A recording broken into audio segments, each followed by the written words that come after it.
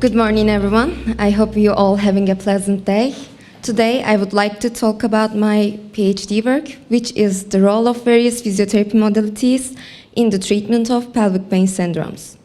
My name is Gökçe. I'm a physiotherapist and a full-time PhD student at Semmelweis University. And I believe pelvic pain will be alleviated with the knowledge of advanced physiotherapy methods. And my mission is to enhance the quality of physiotherapy treatments for patients, resulting in better patient outcomes and overall well-being. Currently, we have two ongoing projects. Both of them are systematic review and meta-analysis, and you will be hearing more about them in the following minutes. The title of my first project is Investigating the Effectiveness of Physiotherapy Methods in Women with Endometriosis-Associated Pelvic Pain. Endometriosis affects 10 to 15% of all women of reproductive age, which means more than 190 million women. Among them, infertility and or pelvic pain ratio is as high as 35 to 50%. Physiotherapy techniques might be efficient in the treatment of endometriosis by reducing inflammation, relieving pain, and thus improving quality of life. However, physiotherapy is poorly utilized in the endometriosis treatments and research, which leads lack of guidelines, impaired patients' potential improvements, and higher costs. There are several ways to help these patients with the physiotherapy methods. However, I make some subgroups to ease the categorization. As you can see, exercise, activity, physiotherapy agents, manual therapy, hydrotherapy, and physiotherapy equipments. And our aim is to investigate the effect of physiotherapy methods in relieving endometriosis-associated pain.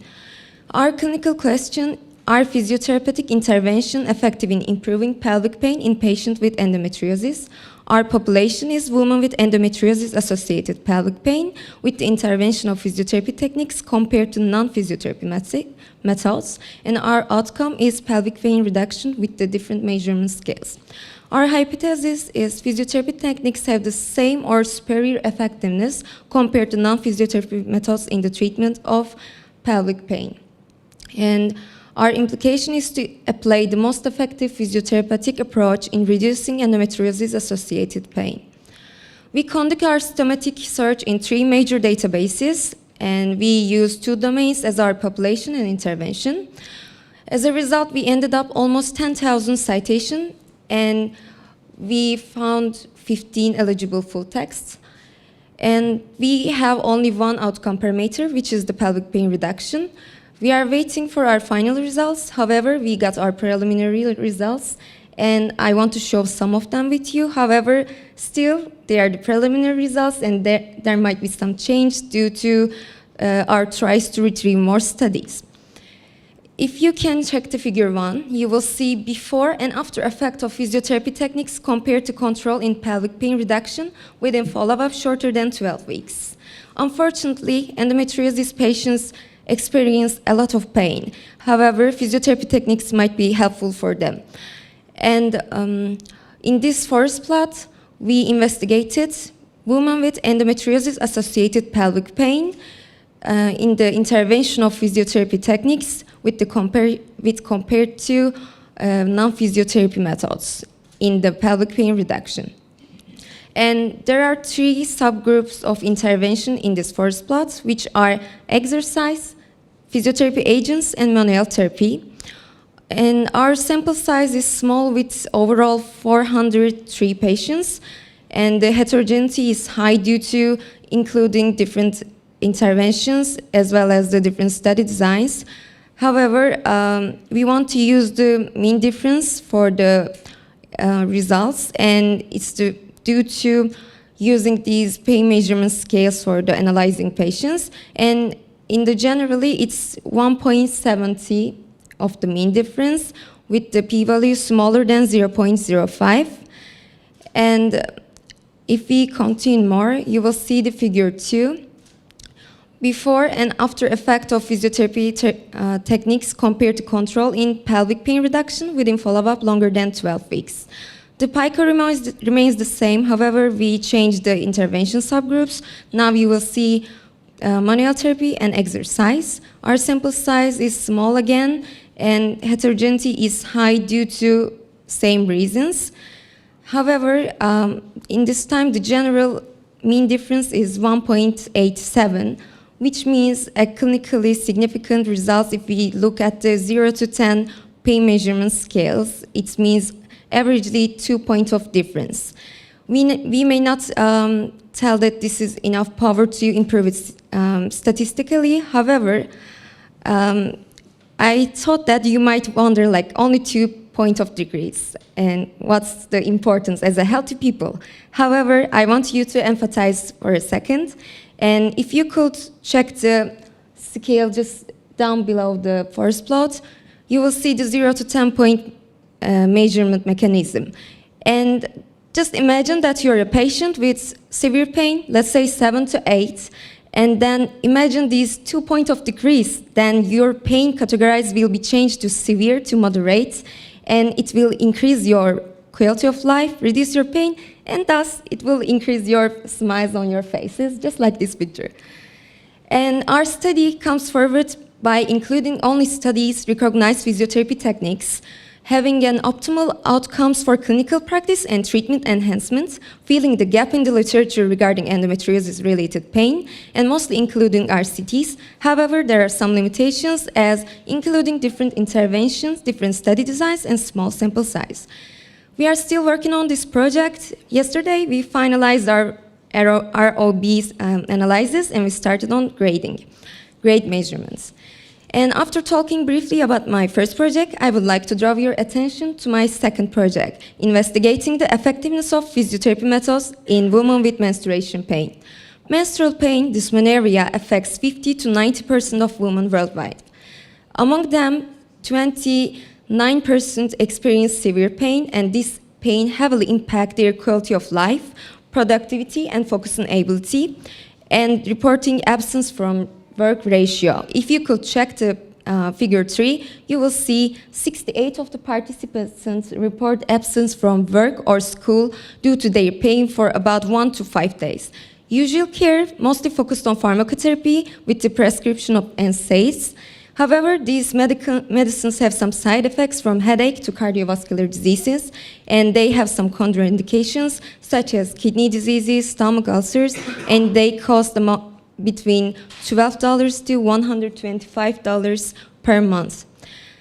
Accordingly, there's a need to explore innovative and effective treatments, and physiotherapy modalities are excellent therapeutic additions and/or alternatives to standard care, as they are non-invasive, cost-effective, have low risk of side effects, help to reduce pain intensity and the duration, have long-term benefits, and help to improve quality of life. Our subgroups remains the same with small adjustments, and our aim is to assess the most effective physiotherapeutic treatments, reducing menstrual pain to improve women's quality of life.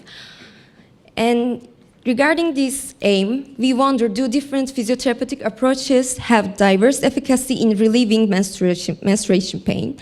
Our population is women with menstrual pain. Our intervention is various physiotherapy techniques with the comparison of the techniques. And our outcome is pelvic pain reduction, once again with the usage of the measurement scales. And our study design is including only the randomized control trials. Our hypothesis is various physiotherapy techniques might have different efficacy levels in reducing pain. And our research implication is to apply the most effective physiotherapeutic approach in reducing menstruation pain. We are in the very early stage of this project. However, the topic seems feasible, and we are eager to take steps forward and improve this project with working more. In summary, we have 2 ongoing projects. Both of them are systematic reviews and meta-analysis, and we plan to submit them by June and September this year.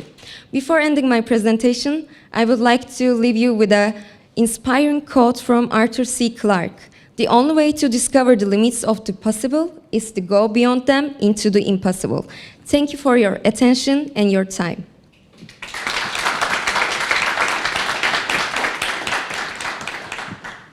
Congratulations to your presentation. I'm curious about, is there any side effects or contraindications of the physiotherapy methods you included in your studies? Thank you for your question. Well, physiotherapy interventions mostly considered as safe therapy options. However, it will depend on the patients. In some cases, there might be some allergic reactions or sensitivities due to used materials of the intervention methods, or there might be some temporarily fatigue, or we may consider pacemaker as a contraindication for the electrotherapy techniques. And those are basically the general side effects and contraindications. Thank you. Congratulations for your excellent presentation. Did you check which technique was the most successful in both cases? Well, thanks again for your question. Currently, we are still having our preliminary results, so it's not mathematically significant, but aside from that, I will tell exercise and electrotherapy are promising methods to improve patients' life while decreasing the pain. And as a person who wants to conduct a patient's registry in the future, I may even use one of these techniques or both of them for my intervention group as well. So I had two questions for the first project. The first one, we saw two very nice first plots. So what I just missed, what was the difference in physiotherapeutic interventions between both of them? And the second question is, what does control group involve? So is it pharmacological intervention or something else? Thank you. Thank you for your questions. Regarding your first question, so we created two subgroups with the intervention periods, follow-up periods, and the first forest plot. You are seeing that interventions with the follow-up time shorter than 12 weeks. And the second one is longer than 12 weeks. This is why there are small changes between the intervention subgroups. And regarding your second question, we used non-physiotherapy methods as a control group, so the rest of the techniques rather than the physiotherapy. Thank you for your presentation and congratulations. And we know work with pain is very difficult because it's very individual, and VAS questionnaires can be very fuzzy sometimes. And I would like to know for your both projects, how are you going to manage the bias in the discussion? Thank you for your question. Well, of course, it's hard to analyze it, but this is the kind of only way to see that, so we need to go like that. Thank you for your presentation. I have a question regarding your second project, and I know you are still in the early stages of this project, but my question is, what do you think, when would these physiotherapy methods be beneficial for the patients, when they present the pain or throughout the whole cycle, so to say? Well, I would tell that mostly in the long term it will be more beneficial, because with the physiotherapy techniques we are working on the targeted muscles, and with the change of these muscles, with the improving these muscles' working ability, we will have overall better outcomes. But of course, with the electrotherapy, we could have acute reactions as well. The pain might decrease just in that current intervention time as well. It may be strange that I ask a question, but the question maybe goes not to Gökçe, but to Professor Nyíradi. So does this chronic pelvic pain exist also in men? Do we have men with this problem? Because if it exists, then maybe a very interesting project could go for males also. Thank you very much. So we are working together. So that was also the same idea, because you know that this is just we discussed this question. So in female, so there is, I would say, a probably better solution, but in male there is no solution. So then I think we should work together, because in male this is an even higher and bigger problem. So that probably we should discuss it together. That was the same of my idea. Well, I already read some articles regarding this issue, and it seems it's effective, so why not? I will be happy to. Absolutely, because it plays a very important role in this male management. So that, as I was informed that, you know, that for these patients, probably you can, so the gynecologist can prescribe something, so a drug which might in 90% help them. But in male, there is nothing. So therefore, that we should, I think, work together. Of course, then I'm waiting for your call. Yes.